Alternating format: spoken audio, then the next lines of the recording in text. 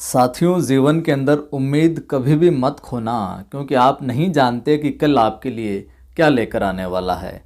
नमस्कार, जय हिंद। मैं हूं आपका दोस्त कवि आदि गणेश। स्वागत करता हूं और प्रारंभ करते हैं आज कक्षा 11 की जो हमारी पुस्तक चल रही है, आरोह है भाग 1, उसका चौथा अध्याय, पाठ संख्या 4। बाल मुकुंद गुप्त साहब का ये अध्याय है, विदाई संभाषण।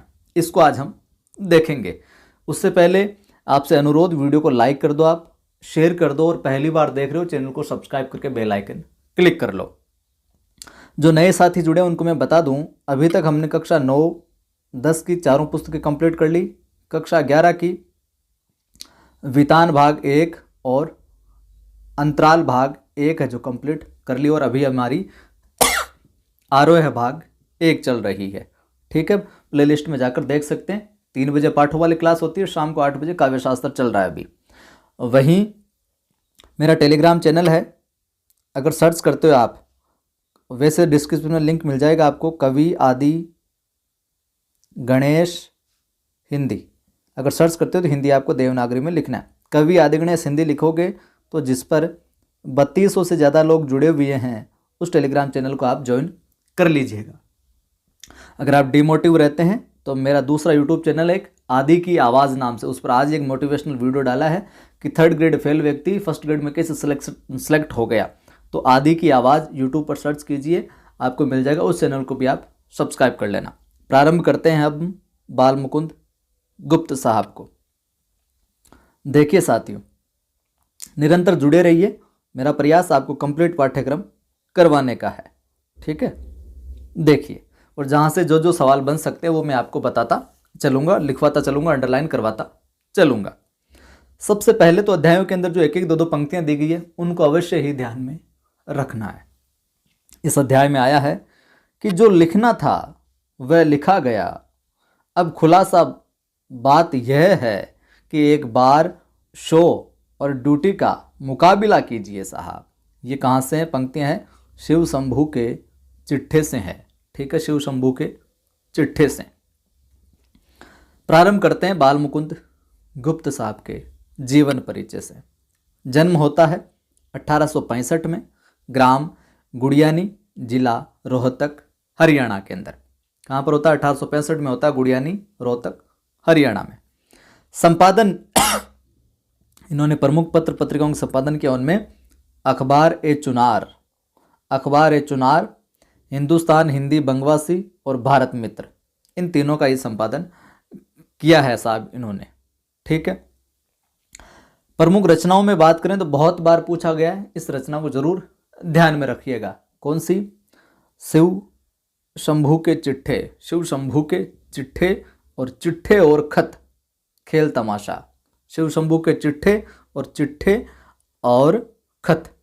ठीक है, और खेल तमाशा। और मृत्यु निधन हो जाता है 1907 में साहब। ठीक है, मामला यहाँ तक। आगे देखिए, साहित्यिक दृष्टि से भी यह महत्वपूर्ण है, और साहित्यिक चीज़ों से संबंधित कुछ चीज़ें आगे हम अभी पढ़ेंगे, तो जिनको आप विशेष तौर से ध्यान में रखना। गुप्त जी की, गुप्त कौन? बाल मुकुंद गुप्त जी की आरंभिक जो शिक्षा है वो उर्दू में हुई थी। किस में हुई थी? प्रारंभिक शिक्षा उर्दू में हुई, और बाद में उन्होंने क्या सीखी? हिंदी सीखी। विधिवत शिक्षा की हम बात करें तो विधिवत शिक्षा मिडिल तक प्राप्त की इन्होंने केवल, मगर स्वाध्याय से काफ़ी ज्ञान है जो अर्जित किया, सेल्फ स्टडी से। वे खड़ी बोली और आधुनिक हिंदी साहित्य को स्थापित करने वाले लेखकों में से एक थे। खड़ी बोली और आधुनिक हिंदी साहित्य को स्थापित करने वाले लेखकों में प्रमुख नाम आता है साहब इनका। ठीक है, वहीं हम आगे बात करें तो उन्हें भारतेंदु युग और द्विवेदी युग के बीच की कड़ी के रूप में देखा जाता है।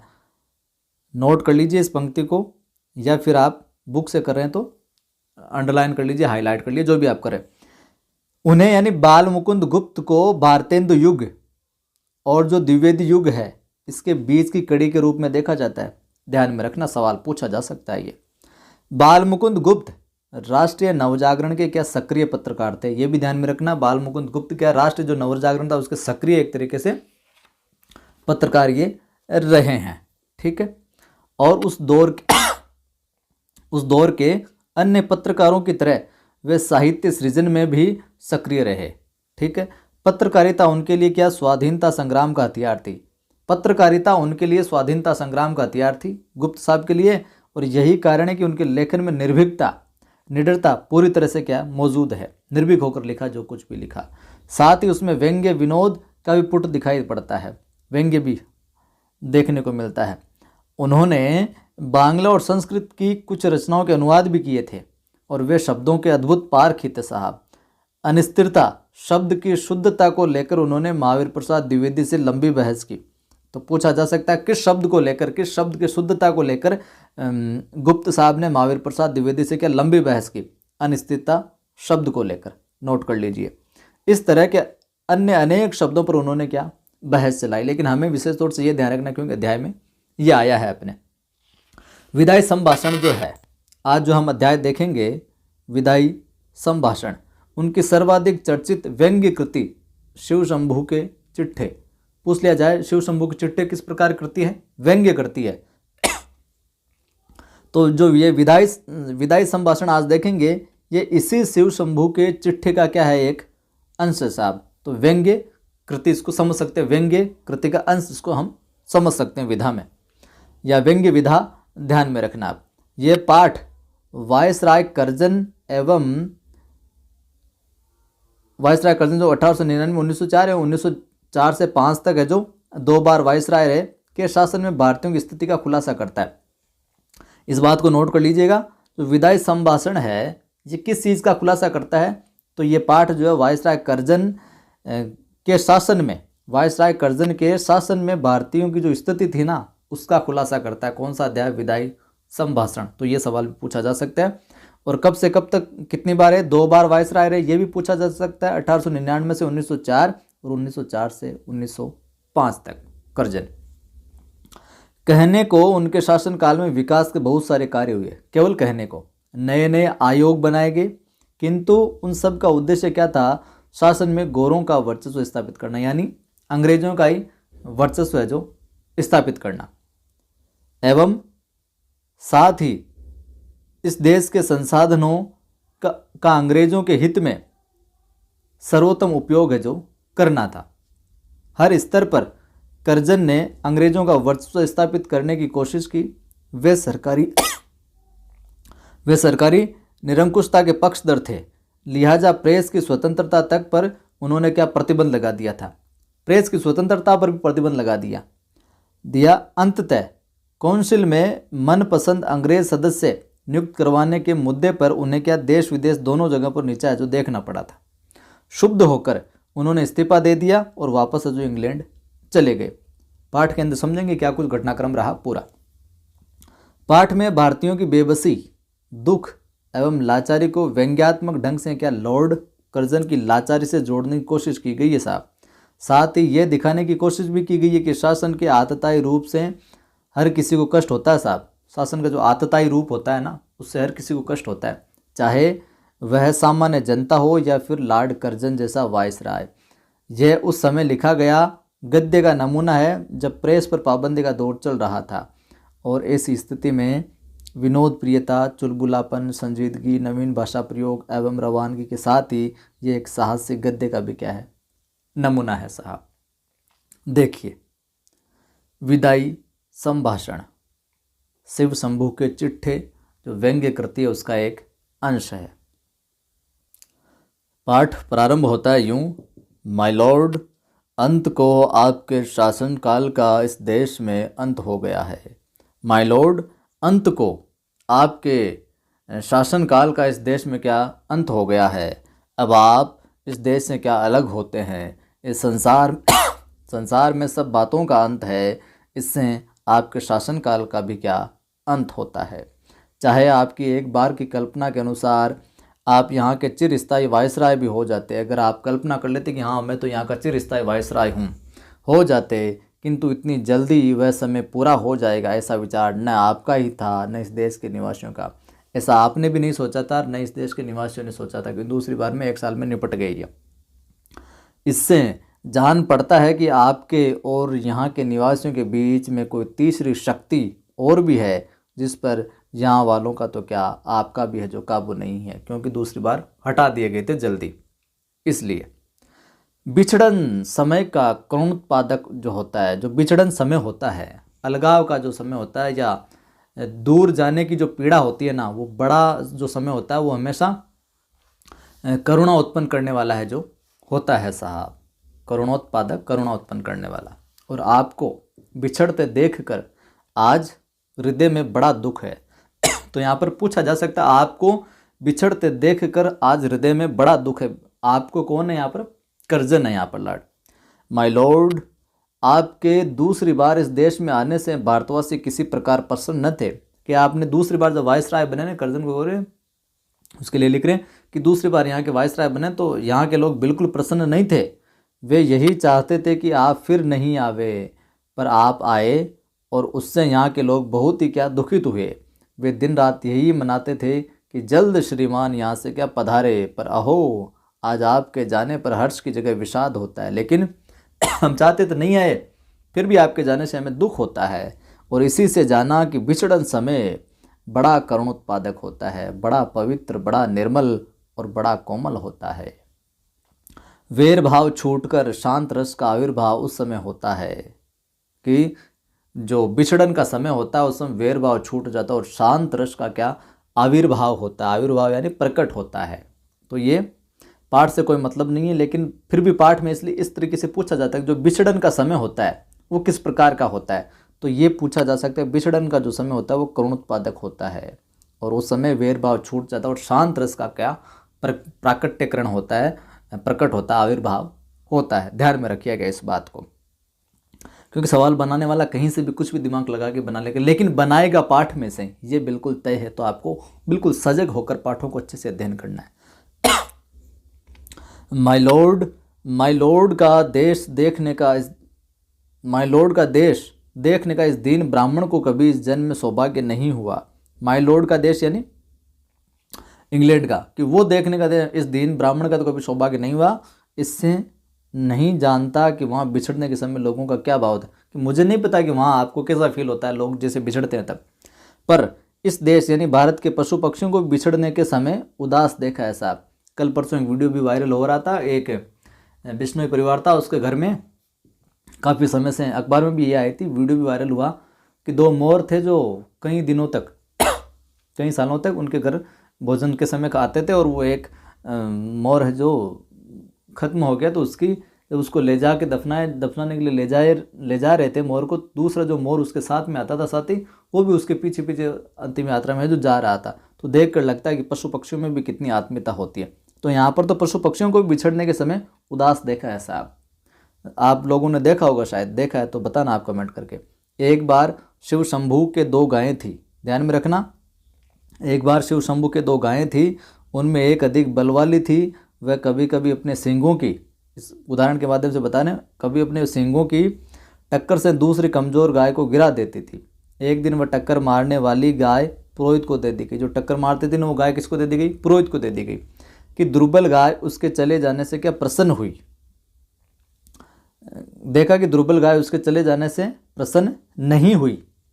तो टक्कर मारने वाली गाय को दे दिया कि ये परेशान होती है रोज रोज, तो लेकिन उसको जब दिया ना तो उसके जाने से क्या प्रसन्न नहीं हुई, वरंच उस दिन वह भूखी खड़ी रही। वरना कि वो दुखी प्रसन्न होने की बजाय वो क्या रही? भूखी खड़ी रही। चारा छुआ तक नहीं उस गाय ने, जो कमज़ोर थी, छुआ तक नहीं। माय लॉर्ड, जिस देश के पशुओं के बिछड़ते समय ये दशा होती है, वहाँ मनुष्यों की कैसी दशा हो सकती है, इसका अंदाज लगाना कठिन नहीं है। आगे भी इस देश में जो प्रधान शासक आए, अंत में उसको जाना पड़ा। इससे आपका जाना भी परंपरा की चाल से कुछ अलग नहीं है। वो भी आए, वो भी गए, तो आपका भी जाना कोई अलग नहीं है। तथापि आपके शासनकाल का नाटक घोर दुखांत है। नाटक वो घोर दुखांत है। और अधिक आश्चर्य की बात यह है कि दर्शक तो क्या, स्वयं सूत्रधार भी नहीं जानता था कि उसने जो खेल सुखांत समझकर खेलना आरंभ किया था वह दुखांत हो जाएगा। जो आपको यहाँ भेजने वाले थे वो भी, जिसके आदि में सुख था, मध्य में सीमा से बाहर सुख था, उसका अंत से घोर दुख के साथ कैसे हुआ साहब। घमंडी खिलाड़ी समझता है कि दूसरों को अपनी लीला दिखाता हूँ, यहाँ कर्जन के बारे में कि आपने जो फैसले लिए ना, तो आप ऐसे समझो कि घमंडी खिलाड़ी क्या समझते हैं कि दूसरों को अपनी लीला दिखाता हूँ, किंतु पर्दे के पीछे एक और लीलामय की लीला हो रही है और वह उसे खबर नहीं है, जो कि यहाँ पर इंग्लैंड के सम्राट की ओर से उसको समझ सकते हैं पीछे। एक बार बम्बई में उतरकर माय लॉर्ड, आपने जो इरादे जाहिर किए थे ना, जो कि ये कर देंगे यहाँ पर वो परिवर्तन करेंगे, जरा देखिए तो उनमें से कौन कौन से जो पूरे हुए हैं। आपने कहा था कि यहाँ से जाते समय भारतवर्ष को ऐसा कर जाऊंगा कि मेरे बाद आने वाले बड़े बड़े लाटों को वर्षों तक जो कुछ करना है जो नहीं पड़ेगा साहब, ठीक है। वे कितने ही वर्षों सुख की नींद सोते रहेंगे, किंतु बात उल्टी हुई। आपको स्वयं इस बार बेचैनी है जो उठानी पड़ी, और इस देश में जैसी अशांति आप फैला चले हैं, उसके मिटाने में आपके पद पर आने वालों को न जाने कब तक नींद और भूख जो हराम करना पड़ेगा साहब, आपके वायसराय के पद पर। इस बार आपने अपना बिस्तरा गर्म राख पर रखा है साहब, और भारतवासियों गर्म तवे पर पानी की बूंदों की भांति नचाया है। भारतवासियों गर्म तवे पर पानी की बूंदों की भांति नचाया है। किसको? भारतवासियों को ध्यान में रखना। स्वयं भी खुश न हो सके और यहाँ की प्रजा को भी सुखी न होने दिया आपने। इसका लोगों के चित्त पर क्या बड़ा ही दुख है। यानी कि कुछ ढंग के काम नहीं किए कि भारतीयों के फेवर में कोई काम हो, यहाँ की जनता के सुख के लिए कोई काम हो। विचारिए तो, क्या शान आपकी इस देश में थी कि किस समय कोई वायसराय थे, क्या शान थी आपकी उस समय तब, और अब है जो आपकी क्या शान हो गई है, क्या शामत सी आ गई है। कितने ऊंचे होकर आप कितने नीचे गिरे। अलिफ लैला के अलादीन ने चिराग रगड़कर और अबुल हसन ने बगदाद के खलीफा की गद्दी पर आँख खोलकर वह शान न देखी होगी जो दिल्ली दरबार में आपने देखी। यहाँ आपने किसके लिए आया? कर्जन के लिए आया। आपकी और आपकी लेडी की कुर्सी सोने की थी, और आपके प्रभु महाराज के छोटे भाई और उसकी पत्नी की चांदी की। आप दाहिने थे वह बाएं, आप प्रथम थे वह दूसरे। इस देश के सब रईसों ने आपको सलाम पहले की और बादशाह के भाई को क्या पीछे बाद में किया।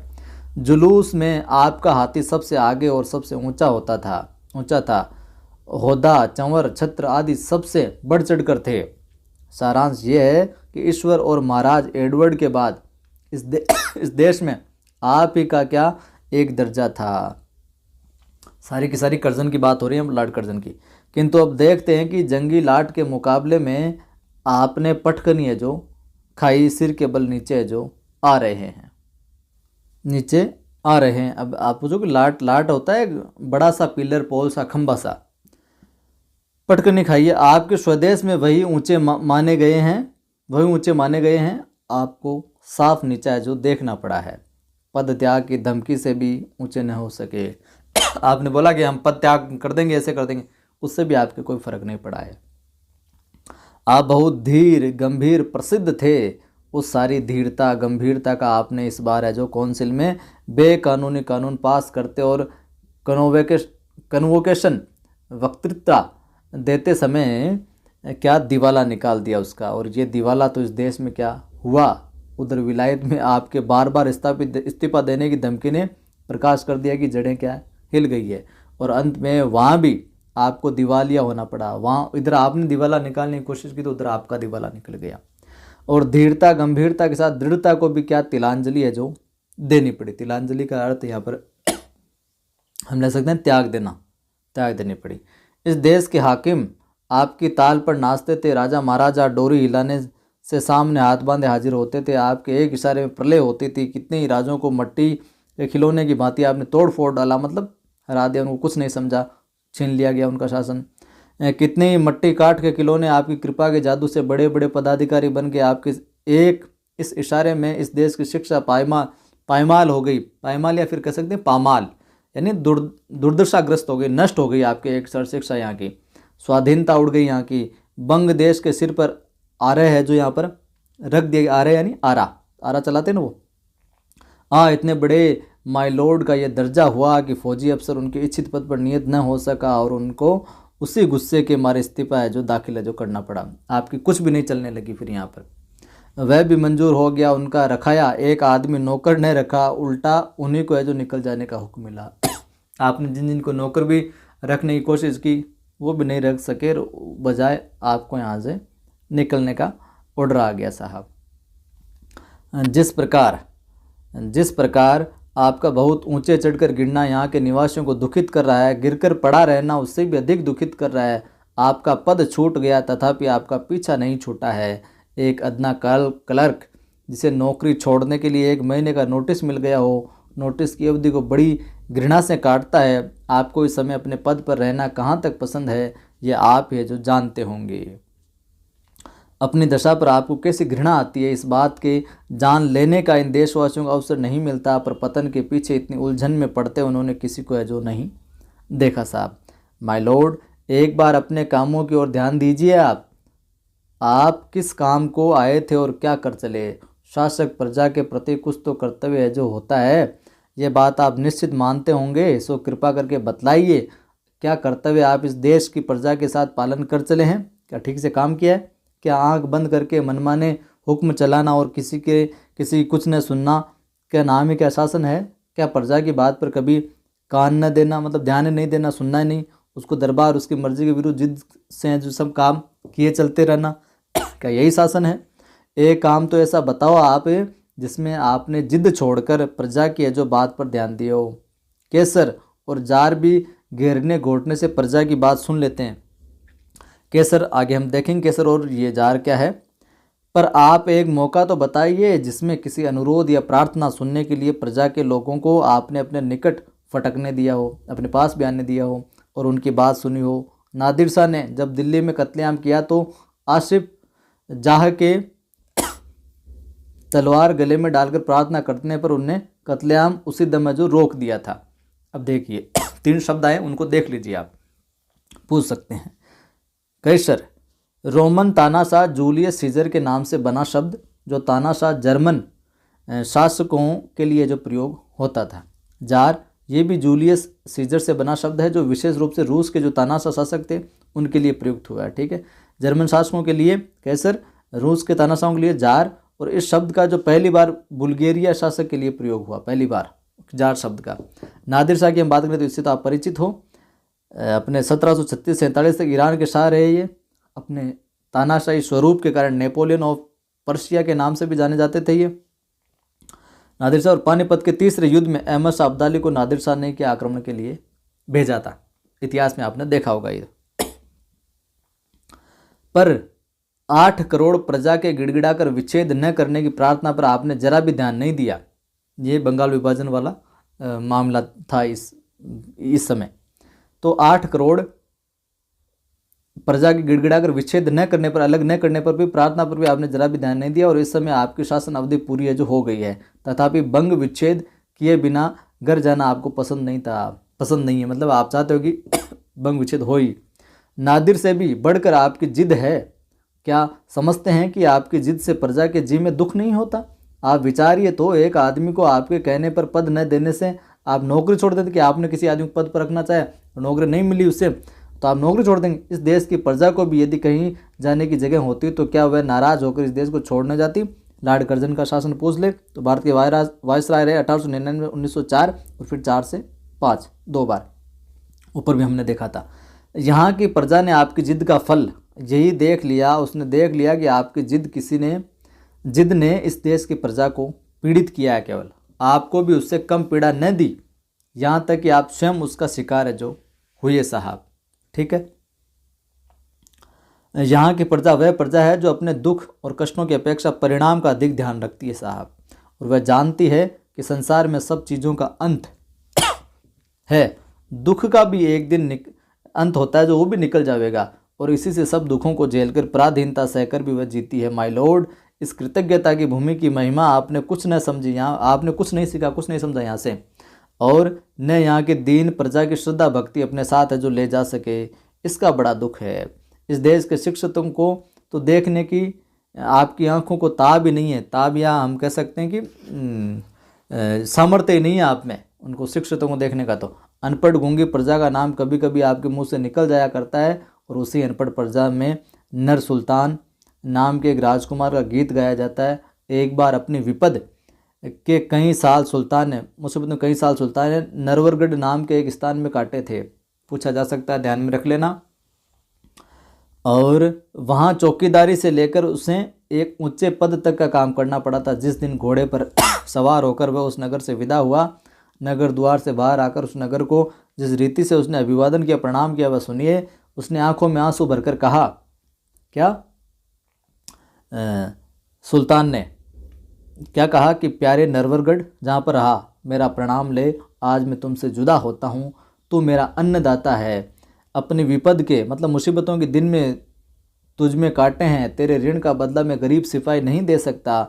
भाई नरवरगढ़, यदि मैंने जानबूझकर एक दिन भी अपनी सेवा में चूक की हो, यहाँ की प्रजा की शुभ चिंता न की हो, यहाँ की स्त्रियों को माता और बहन की दृष्टि न देखा हो, तो मेरा प्रणाम न ले।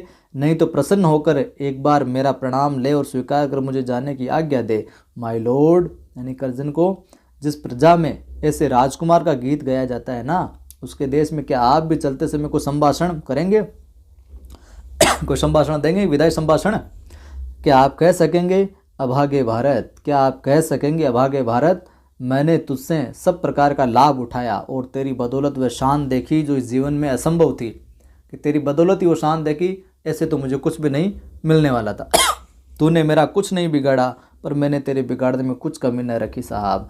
संसार के सबसे पुराने देश, जब तक मेरे हाथ में शक्ति थी, तेरी भलाई की इच्छा मेरे जी में ही नहीं थी, और अब कुछ शक्ति नहीं है जो तेरे लिए कुछ कर सकूं मैं, पर आशीर्वाद देता हूँ। यानी इसको वायसराय के पद से हटा दिया गया।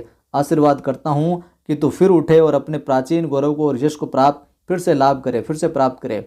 मेरे बाद आने वाले तेरे गौरव को समझे।